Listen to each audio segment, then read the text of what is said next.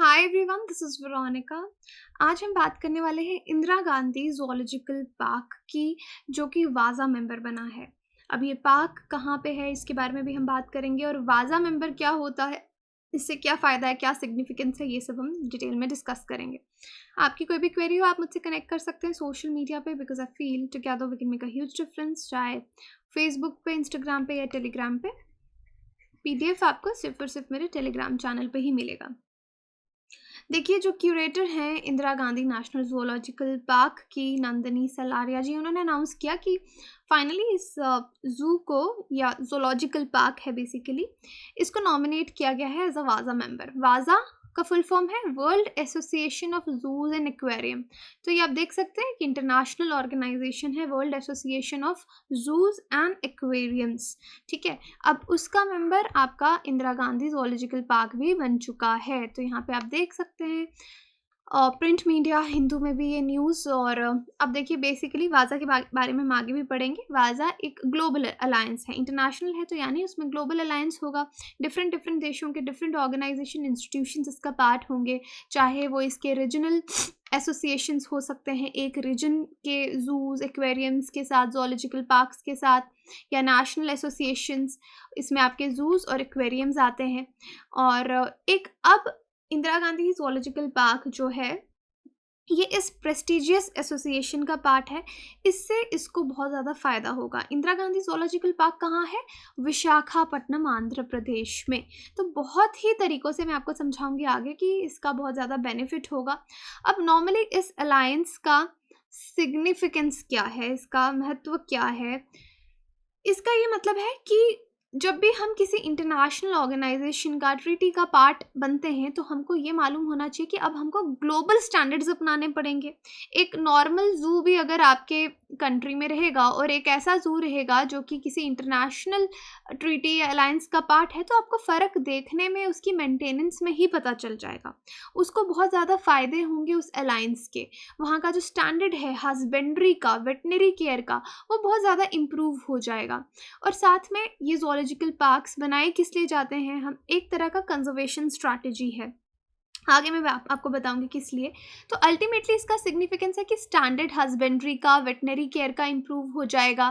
आप और अच्छे अच्छे तरीके समझ सकते हैं, मैनेजमेंट प्रोग्राम्स जो हैं स्पीशीज़ को, अ, उनको बचाने के लिए, कंजर्वेशन, उनकी कंजर्वेशन के लिए मैनेजमेंट प्रोग्राम्स किस तरीके से, नए नए तरीके पता चलेंगे कैसे आप चला सकते हैं।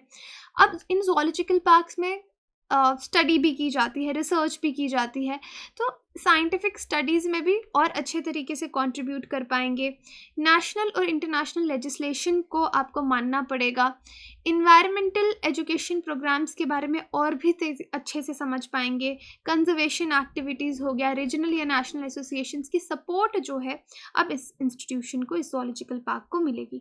तो इसका बहुत ज़्यादा सिग्निफिकेंस यहाँ पे आपको देखने को मिलता है। इस एसोसिएशन से ये जो इंदिरा गांधी ज़ूलॉजिकल पार्क है, इसके लिंक्स इंक्रीज़ हो जाएंगे, बड़े बड़े ऑर्गेनाइजेशंस के साथ डायरेक्ट लिंक्स हो जाएंगे, जैसे कि IUCN हो गया, international union for conservation of nature, convention on international trade in endangered species of wild life, flora and others. तो अच्छे अच्छे बड़े बड़े इंस्टीट्यूशंस के साथ इसके डायरेक्ट लिंक्स इस्टेब्लिश हो जाएंगे।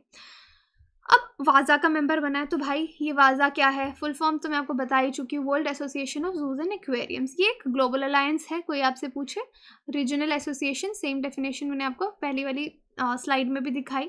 अब इसकी मेंबरशिप में अराउंड 400 लीडिंग इंस्टीट्यूशंस हैं वर्ल्ड के। अगर आप देखेंगे, जाने माने जो बहुत अच्छा काम कर रहे हैं इन्वायरमेंट या वाइल्ड लाइफ की कंजर्वेशन पे, इस तरह के 400 institutions and organisations around the world वो इसके पार्ट हैं। और ये नंबर आप देखेंगे धीरे धीरे इंक्रीज ही होता रहता है। आप देखिए जिस तरह से ये इंदिरा गांधी ज़ूलॉजिकल पार्क भी इसका एक हिस्सा बना, 1935 से चला आ रहा है। और इसका गोल यही है कि अलग अलग जो जूज़ हैं देशों में, एक्वेरियम्स हैं, या लाइक माइंडेड ऑर्गेनाइजेशन हैं जो वाइल्ड लाइफ की तरफ काम कर रही हैं, एनिमल केयर और वेलफेयर के लिए, इन्वायरमेंटल एजुकेशन के लिए, ग्लोबल कंजर्वेशन के लिए, उनको वाज़ा अच्छे से गाइड कर सके कि आप और बेहतर काम किस तरीके से कर सकते हैं, या कोई नई स्ट्रैटेजी सिखा सके। अब वाज़ा का क्या क्या फंक्शन है? इसके वैसे तो बहुत से फंक्शन हैं, ये तो आप समझ गए। वेल एक मतलब इन शॉर्ट वन वर्ड बोले तो वेलफेयर, है ना, वेलफेयर और गाइडेंस, नई स्ट्रैटेजीज, ग्लोबल अलायंसेस करके सबके स्टैंडर्ड्स इंक्रीज करना of veterinary care and husbandry के लिए। अब ये प्रमोट करते हैं कोऑपरेशन, डिफरेंट जूस के बीच में कोऑपरेशन को ये प्रमोट करता है वाजा, एक्वेरियम्स के बीच में, चाहे वो आपकी नेशनल या रीजनल एसोसिएशंस हो गए। इनके पास क्योंकि बहुत सारे एक्सपर्ट्स हैं, एकेडमिक्स की फैसिलिटीज़ हैं, यूनिवर्सिटीज़ की फैसिलिटीज़ हैं, लेटेस्ट रिसर्च, लेटेस्ट डेटा है, उसके बलबूते पे ये इस चीज़ को प्रमोट करते हैं। अब दूसरी तरफ ये एक आवाज़ है ग्लोबल कम्युनिटी, किसका, हाई स्टैंडर्ड। मैंने आपको कहा कि एक नॉर्मल जू और ऐसे जू में देखेंगे आपको फ़र्क नज़र आएगा कि हाई स्टैंडर्ड्स की जूस को कैसे कंजर्वेशन करनी है। एक तो जू हो गया, हम नॉर्मल समझते हैं कि जाके हम वहाँ पे एनिमल्स को देख रहे हैं, हमारा रिक्रिएशन हो रहा है। नो, वहाँ पे एनिमल्स को रखने का एक पर्पज़ है, एक कंजर्वेशन स्ट्रैटेजी है, तो उसके लिए हाई स्टैंडर्ड्स ये मेंटेन करवाता है। और एक सब एसोसिएशंस के बीच में आप कह सकते हैं एक बॉन्ड बना के रखता है जॉइंट कंजर्वेशन एक्शन के लिए। तो वाजा का मेंबर होना इसलिए एक बहुत ही रेप्यूटेशन की बात है। इसमें डिफरेंट जूस एक्वेरियम्स के साथ मिलके काम करेंगे, वो भी जो इन्फ्लुएंशियल ऑर्गेनाइजेशंस हैं। मैंने आपको जैसे बताया IUCN, IZE, साइट्स, RSPO, अलग अलग मेंबर्स हैं वाजा के, तो बहुत जाने माने इंस्टीट्यूशंस मेंबर्स हैं। इंदिरा गांधी जूलॉजिकल पार्क की बात करें तो कहाँ है ये, कंबाला कोंडा रिजर्व फॉरेस्ट, विशाखापट्टनम, आंध्र प्रदेश में। इंडिया का 3rd लार्जेस्ट जू है ये। इस जूलॉजिकल पार्क को आप नाम से ही समझ गए हैं, जो फॉर्मर प्राइम मिनिस्टर थी हमारी इंदिरा गांधी, उनके नाम पे रखा गया। और लोगों के लिए इसको 19 मई 1977 में, यही डेट है ना, यस, 19 मई 1977 में इसको ओपन किया गया। कितने एरिया में फैला हुआ है, 625 एकर्स यानी 253 हेक्टेयर्स में। और बहुत ही अच्छी जगह ये सिचुएटेड है, जो आपकी ईस्टर्न घाट्स हैं इंडिया के, और आगे पीछे इसके ईस्टर्न घाट्स हैं 3 साइड्स पे, और एक तरफ बे ऑफ बंगाल है 4th साइड पे।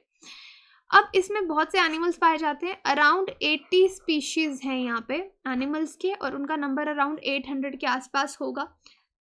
इस पार्क ने अपने डिफरेंट सेक्शंस बना रखे हैं, प्राइमेट्स के लिए, कार्निवोर्स के लिए, लेसर, उनको एक अच्छा इन्वायरमेंट, एक हैबिटेट देने की कोशिश की है with proper boundaries. Zoological park क्या होता है, इंडिया में और भी जूलॉजिकल पार्क्स हैं, तो जूलॉजिकल पार्क क्या है, ये एक ऐसी जगह होती है जहाँ पे आप लिविंग एनिमल्स को रखते हैं, लेकिन एनक्लोजर्स में, ऐसे खुला नहीं छोड़ते, पब्लिक के लिए डिस्प्ले के लिए भी अवेलेबल रहते हैं, और स्टडी के लिए भी कई बार उनको यूज़ किया जाता है। अब रोल क्या है, अगर मैं तब से बोल रही हूँ कि कंजर्वेशन, तो जूलॉजिकल पार्क में किस तरह की वाइल्ड लाइफ कंजर्वेशन होगी। देखिए, जूलॉजिकल पार्क्स बहुत ज़रूरी हैं। जिस तरह से हमें पता है आज ह्यूमन एक्शंस की वजह से, क्लाइमेट चेंज की वजह से बहुत से ऑलरेडी आपके एनिमल्स एक्सटिंक्ट हो गए हैं, और IUCN की रेड लिस्ट में आप वैसे ही देखते हैं कितने एनिमल्स आपके एंडेंजर्ड हैं, वल्नरेबल हैं। अब कभी एक्सटिंक्ट हो गए तो क्या करेंगे, तो उनका जीनोटाइप हम बचा के रखना चाहते हैं कि हम उनको कभी खो ना दें, चाहे वो फ्लोरा हो गया, चाहे वो फाउना हो गया। ओके, फाउना के लिए, प्लांट्स के लिए अगर आप देखेंगे, फ्लोरा के लिए आपको दिखेगा कि बोटानिकल पार्क्स हैं इस तरीके के। तो जूलॉजिकल पार्क्स का यही काम है कि इस तरह से कोई भी इकोलॉजिकल फैक्टर्स, मैनमेड फैक्टर्स की वजह से अगर कोई एक्सटिंक्ट हो जाता है, हम उसका जीनोटाइप बचा के रखें। कंजर्वेशन जो है एक उसकी ये स्ट्रैटेजी है। अब डिफरेंट रीजन्स हैं हमारी कंट्री में, डिफरेंट जूलॉजिकल पार्क्स हैं जहाँ पे बहुत ज़्यादा डाइवर्सिटी एनिमल्स की है, और वहाँ पे एनिमल की सारी रिक्वायरमेंट्स का ध्यान रखा जाता है। फॉरेस्ट, वेटनरी सर्विसेज हो गई, एनिमल्स को प्रोवाइड की जाती हैं कि वो किसी भी बीमारी से सफ़र ना करें। Okay, I hope now this is clear to you. आज के लेक्चर का क्रक्स यही है कि जूलॉजिकल पार्क क्या होता है, इंदिरा गांधी जूलॉजिकल पार्क के बारे में जाना, वाजा ऑर्गेनाइजेशन क्या है, और ये IGZP जो है इंदिरा गांधी जूलॉजिकल पार्क अब वाजा का मेंबर बना है, तो किस तरीके से फ़ायदा होगा, वाजा के बारे में जाना कि वाजा के फंक्शंस क्या हैं। तो ये आपका एक तरह से इन्वायरमेंट का एक काफ़ी बड़ा पोर्शन कंप्लीट होता है यहाँ पे, कि now you know about these things, क्योंकि आपको हर चीज़ के बारे में पता होना चाहिए। सेंचुरी क्या है, अगर आप नेशनल पार्क की बात कर रहे हैं, प्रोटेक्टेड एरियाज़ क्या हैं, वेटलैंड्स क्या हैं, जूलॉजिकल पार्क्स क्या हैं। ओके, आपको क्वेश्चन है आपके लिए, पिन वैली नेशनल पार्क कहाँ पे है? आंध्र प्रदेश, हिमाचल प्रदेश, मध्य प्रदेश, उत्तर प्रदेश। आप कमेंट सेक्शन में बता सकते हैं या टेलीग्राम में पोल में पार्टिसिपेट करके आपको सही आंसर भी मालूम हो जाएगा। कोई भी क्वेरी हो आप वेबसाइट विजिट कर सकते हैं, एप्लीकेशन डाउनलोड कर सकते हैं, कोर्सेज EMI पे भी अवेलेबल है, या कॉल करके डायरेक्टली उनके बारे में जानकारी ले सकते हैं। Thank you so much.